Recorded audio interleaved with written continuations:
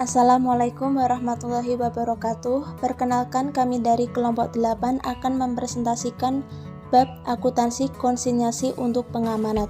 Sebelumnya, perkenalkan dari anggota kelompok kami.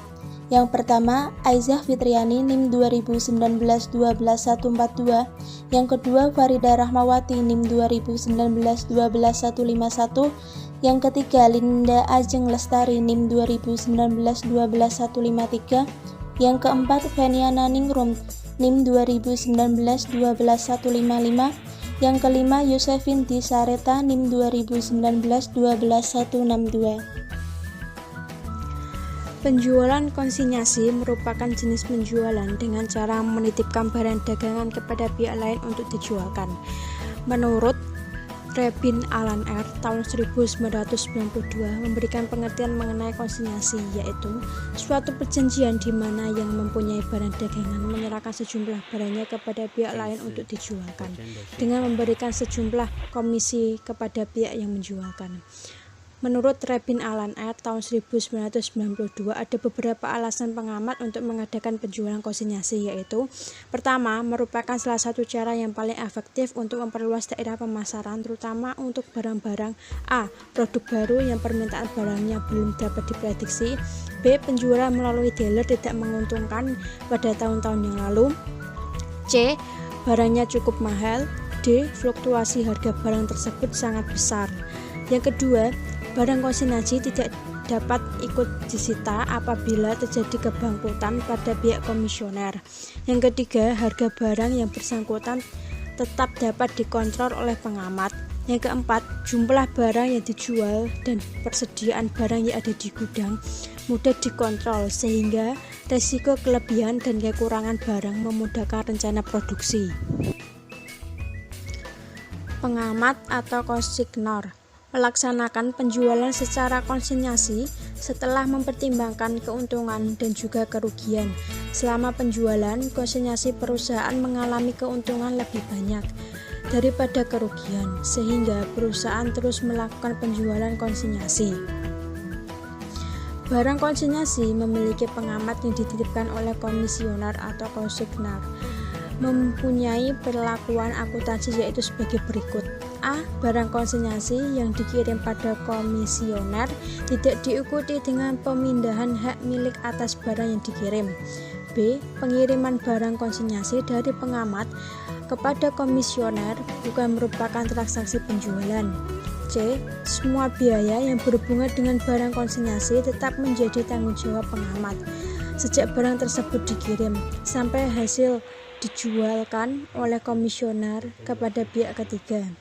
Adapun metode pencatatan yang dapat dilakukan oleh pengamat adalah menggunakan dua metode pencatatan, yaitu metode laba terpisah dan metode laba tak terpisah.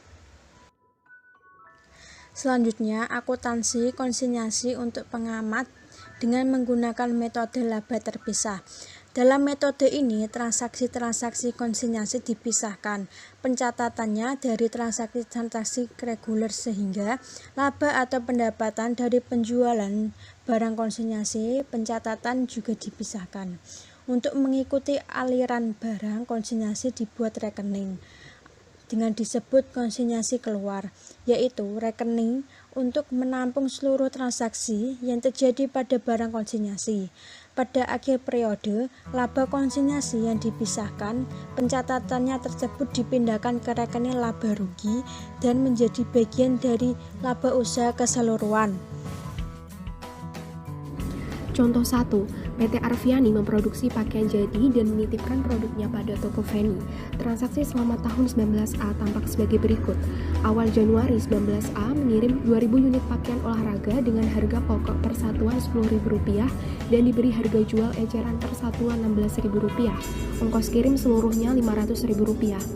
Biaya promosi, biaya penjualan, dan biaya penyimpanan yang telah dikeluarkan oleh toko Feni yang berhubungan dengan barang konsinyasi tersebut sebesar Rp700.000. Komisi penjualan ditentukan sebesar 20% dan semua biaya yang berhubungan dengan barang titipan tersebut ditanggung oleh PT Arviani. Pada akhir tahun 19A, Toko Feni melaporkan bahwa semua pakaian tersebut berhasil dijualkan dan bersamaan dengan itu dikirimkan uang sejumlah 18 juta rupiah kepada PT Arfiani. Berdasarkan contoh di atas, jurnal yang dibuat oleh pengamanat PT Arfiani dengan menggunakan metode laba terpisah adalah sebagai berikut. Keterangan 1.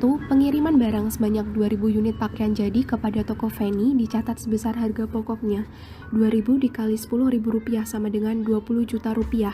Jurnal konsiansi keluar pengiriman barang didebit sebesar 20 juta rupiah, persediaan barang dikredit sebesar 20 juta rupiah. 2. Pembayaran ongkos kirim oleh PT Arfiani sebesar Rp500.000. Jurnal konsiansi keluar ongkos kirim didebit sebesar Rp500.000, kas dikredit sebesar Rp500.000. 3. Biaya promosi, penjualan, dan biaya penyimpanan yang dikeluarkan oleh toko Feni adalah sebesar Rp700.000. Jurnal tidak dibuat jurnal sebab transaksi tersebut dilakukan oleh toko Feni. 4. Penjualan 2.000 unit pakaian jadi dengan nilai 2.000 dikali Rp16.000 sama dengan 32 juta rupiah. Jurnal tidak ada jurnal sebab transaksi ini terjadi pada toko Feni. 5. Pengiriman uang sebesar 18 juta rupiah dari toko Feni. Jurnal kas didebit sebesar 18 juta rupiah, konsiansi keluar penjualan dikredit sebesar 18 juta rupiah. Setelah menerima laporan dari komisioner, diadakan pencatatan penyesuaian dan jurnal penutup. A. Mencatat piutang dan biaya perhitungan. Jumlah penjualan 32 juta rupiah, biaya promosi Rp700.000, komisi 20% dari 32 juta rupiah sama dengan Rp6.400.000. Jadi totalnya Rp7.100.000. Jumlah yang harus dibayar Rp24.900.000, sudah dibayar kas Rp18 juta rupiah, jumlah piutang Rp6.900.000. Jurnal A, piutang toko Feni Rp900.000, konsiansi keluar biaya promosi Rp700.000, konsiansi keluar biaya komisi Rp6.400.000, konsiansi keluar penjualan Rp14 juta. B. Menutup rekening-rekening pendapatan dan biaya konsiansi.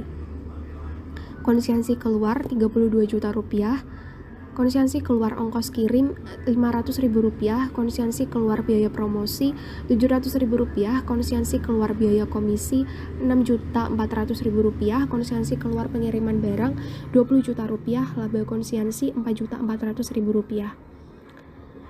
Keterangan C. Memindahkan rekening laba konsiansi ke rekening rugi.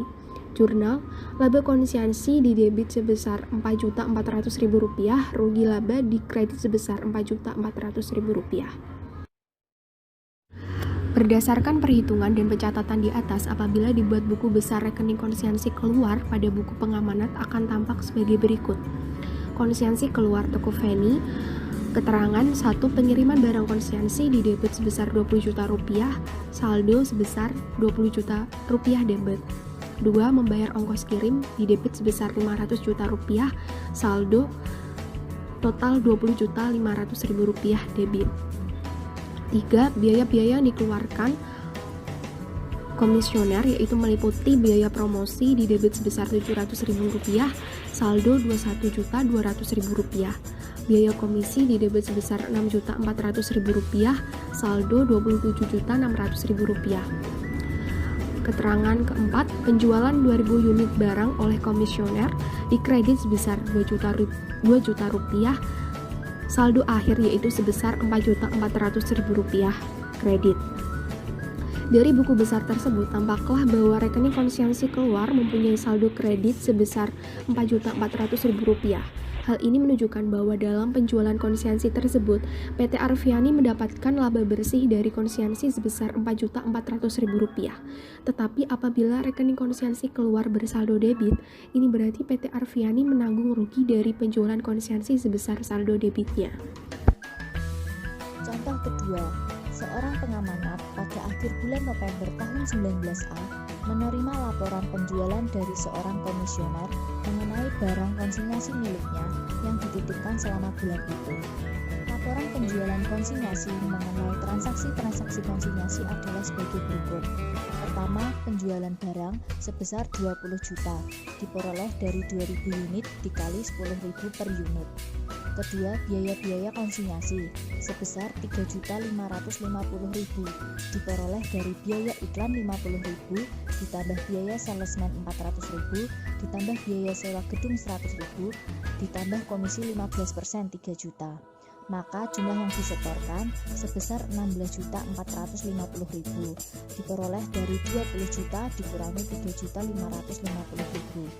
Perjanjian yang dibuat antara pengamanat dengan komisioner adalah bahwa semua biaya yang telah dikeluarkan komisioner akan diganti oleh pengamanat.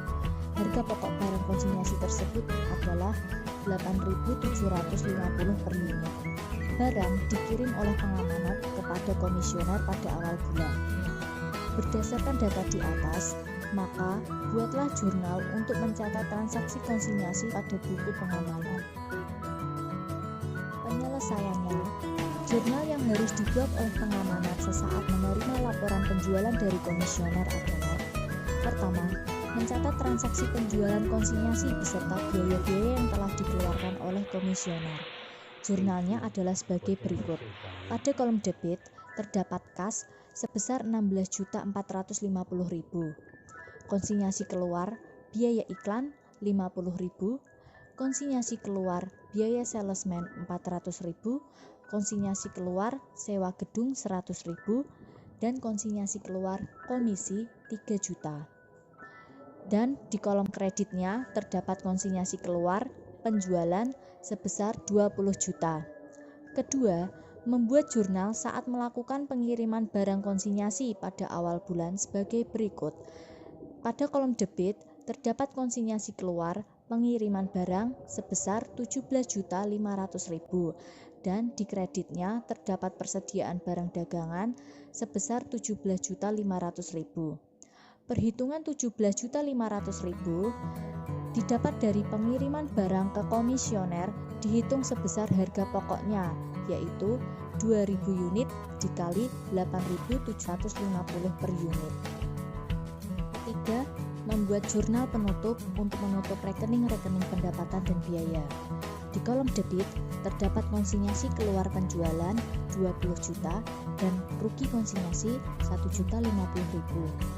Dan di kolom kreditnya terdapat konsinyasi keluar biaya iklan 50.000, konsinyasi keluar biaya salesman 400.000, konsinyasi keluar sewa gedung 100.000, konsinyasi keluar komisi 3 juta, dan konsinyasi keluar pengiriman barang 17.500.000. Berdasarkan jurnal ini, ternyata pengamanat menderita kerugian dari diadakannya penjualan konsinyasi sebesar 1.050.000. Keempat, menutup rekening rugi konsinyasi ke dalam rekening laba rugi dengan jurnal. Di kolom debit, laba rugi 1.050.000 dan kreditnya rugi konsinyasi 1.050.000. Dari jawaban dan perhitungan contoh-contoh di atas, ternyata dalam transaksi penjualan konsinyasi tersebut, pengamanat mengalami kerugian. Hal ini disebabkan oleh adanya biaya-biaya konsinyasi yang dikeluarkan oleh komisioner dan biaya komisi jumlahnya melebihi laba kotor penjualan. Laba kotor penjualan adalah selisih antara hasil penjualan dikurangi dengan harga pokok penjualan. Bila dibuat laporan penjualan tersebut ke dalam laporan laba rugi untuk pengamanat, maka akan tampak sebagai berikut. Laporan laba rugi konsinyasi periode November tahun 19A. Harga penjualan sebesar 20 juta, harga pokok penjualan 17.500.000, maka laba kotor penjualan sebesar 2.500.000 didapat dari 20 juta dikurangi 17.500.000. Biaya-biayanya terdapat biaya iklan 50.000 ditambah biaya salesman 400.000 ditambah biaya sewa gedung 100.000, biaya komisi 3 juta.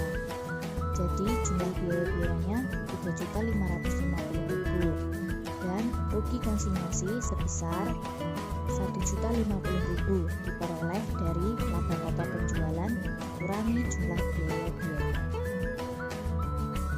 Berdasarkan perhitungan sebelumnya, apabila dibuat buku besar rekening konsinyasi keluar pada catatan pengamanat, maka akan tampak sebagai berikut. Pengiriman barang di debit 17.500.000, maka saldonya 17.500.000. Biaya iklan di debit 50.000, maka saldonya menjadi 17.550.000. Biaya salesman 400.000 di debit, maka saldonya menjadi 17.950.000. Biaya sewa gedung di debit 100.000, saldo yang diperoleh menjadi 18.050.000. Biaya komisi di debit 3 juta, maka saldo yang diperoleh menjadi 21.050.000. Dan hasil penjualan di kredit 20 juta, maka saldonya menjadi 1.050.000. Sehingga saldo akhir yang diperoleh sebesar 1.050.000. Berdasarkan buku besar konsinyasi keluar di atas, ternyata rekening konsinyasi keluar menunjukkan saldo debit sebesar 1.050.000. Hal ini menunjukkan bahwa dalam penjualan konsinyasi tersebut mengalami kerugian sebesar 1.050.000. Akuntansi konsinyasi untuk pengamanat dengan menggunakan laba tak terpisah. Apabila pengamanat menggunakan metode laba tak terpisah, maka semua transaksi konsinyasinya pencatatannya tidak terpisahkan dengan pencatatan penjualan reguler. Akibatnya dalam metode ini tidak akan timbul barang konsinyasi tersebut.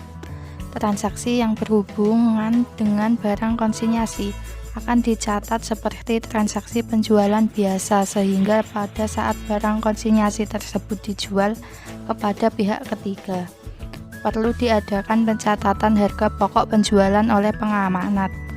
Pengamanat tidak menutup rekening pendapatan atau kerugian dari konsinyasi pada akhir periode transaksi konsinyasi.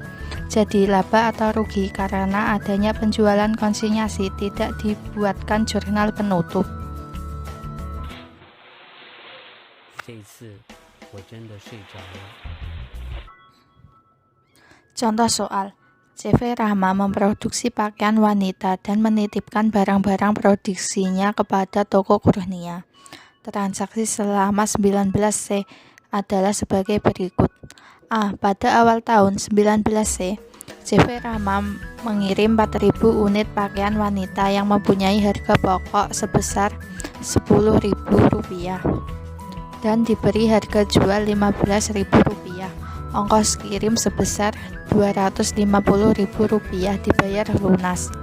B. Toko Kurnia melaporkan bahwa ia telah mengeluarkan biaya promosi penjualan dan biaya penyimpanan untuk barang titipan tersebut selama 1 tahun sebesar Rp900.000. C. Komisi penjualan ditentukan sebesar 15%. Dan semua biaya yang dikeluarkan oleh toko Kurnia akan diganti oleh CV Rahma. D. Pada akhir tahun toko Kurnia melaporkan bahwa semua pakaian wanita yang dititipkan berhasil dijual dan bersamaan itu pula dikirimkan uang hasil penjualan sebesar Rp30.600.000. Berdasarkan data di atas, jurnal yang harus dibuat oleh CV Rahma dengan menggunakan metode laba tak terpisah sebagai berikut. Jawaban. Keterangan 1. Pengiriman barang ke toko Kurnia. Jurnal tidak dibuat jurnal, hanya di memo.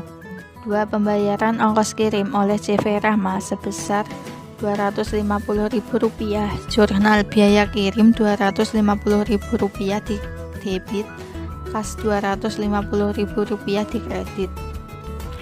Biaya kirim promosi penjualan dan biaya penyimpanan yang dikeluarkan oleh toko Kurnia sebesar Rp900.000. Jurnal tidak dibuat jurnal. 4. Penjualan pakaian wanita oleh toko Kurnia. Jurnal tidak dibuat jurnal. 5. Penyimpanan uang oleh toko Kurnia sebesar Rp30.600.000.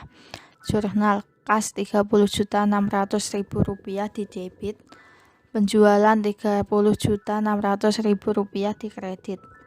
6. Pencatatan setelah toko Kurnia.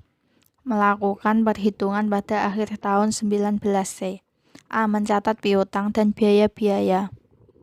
B. Mencatat harga pokok penjualan terjual sebesar 4.000 kali 10.000 sama dengan 40 juta. C. Jurnal penyesuaian yang menutup rekening-rekening penjualan dan biaya dan untuk menentukan laba konsinyasi. A. Piutang toko Kurnia sebesar Rp19.500.000. Biaya promosi Rp900.000. Biaya komisi 9 juta. Penjualan Rp29.400.000. B. Harga pokok penjualan Rp40 juta. Persediaan barang dagang Rp40 juta. C. Penjualan Rp60 juta. Biaya kirim Rp250.000. Biaya promosi Rp900.000. Biaya komisi 9 juta. HPP Rp40 juta. Laba konsinyasi Rp9.850.000. Keterangan hasil penjualan 4.000 kali 15.000 sama dengan 60 juta. 这一次 Biaya promosi penjualan dan penyimpanan sebesar Rp900.000. Komisi 15% sebesar Rp9 juta. Jumlah biaya Rp9.900.000. Jumlah uang yang harus diterima Rp50.100.000. Diterima per kas sejumlah Rp30.600.000. Piutang pada toko Kurnia sebesar Rp19.500.000. Berdasarkan tabel jurnal di atas, tampaklah pengamanat CV Rahma tidak menggunakan rekening baru dan rekening yang digunakan dalam mencatat transaksi penjualan konsinyasi sama seperti yang digunakan dalam mencatat penjualan reguler. Hal ini memang menyulitkan dalam pencarian data mana yang berasal dari penjualan reguler dan mana yang berasal dari penjualan konsinyasi. Namun kesulitan tersebut dapat diatasi apabila dalam pencatatan disertai dengan bukti-bukti atau diserahkannya pengelolaan pencatatan khusus konsinyasi kepada pegawai yang khusus mengenai konsinyasi.